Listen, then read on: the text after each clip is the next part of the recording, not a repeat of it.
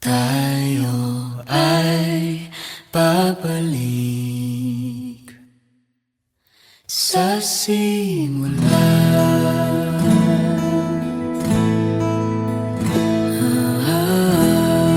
Ang kasal po ay lifelong journey.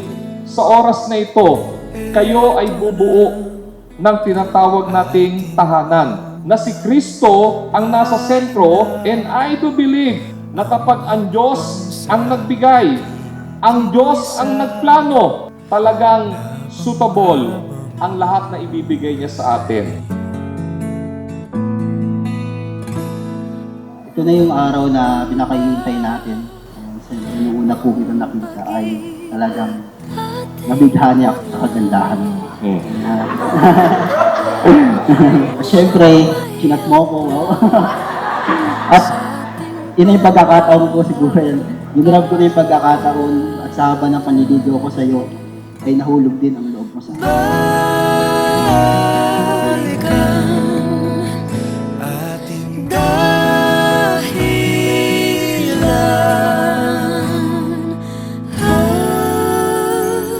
Pag nakalimutan na ating sayaw, kumupas dating pagtingin,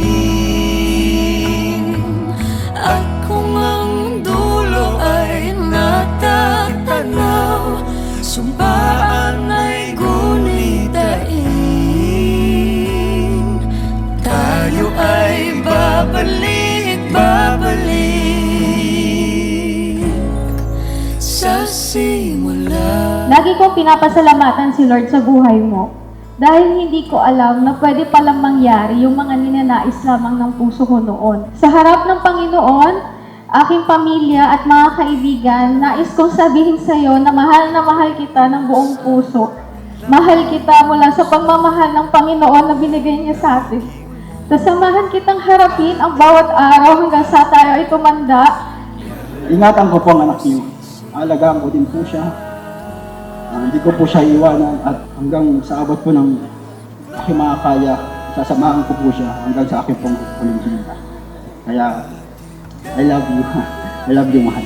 Mahal na mahal kita mula noon, ngayon at sa mga susunod pang panahon. I love you, mahal ko. Pag nakalimutan na ating sayaw, kumupas dating pagtingin,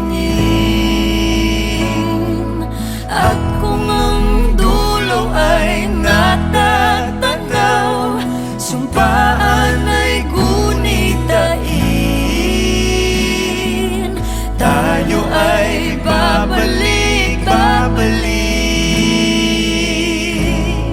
sa simula. Kung maliligaw, ikaw ang linaw, di ka bibitawan. Sa sigwa o araw, dilim o bughaw, ikaw ang sigaw.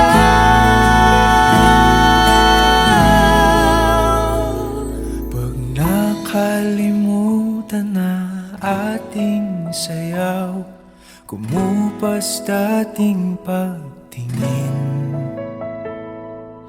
at kung ang dulo ay natatanaw, sumpaan ay gunitain. Tayo ay babalik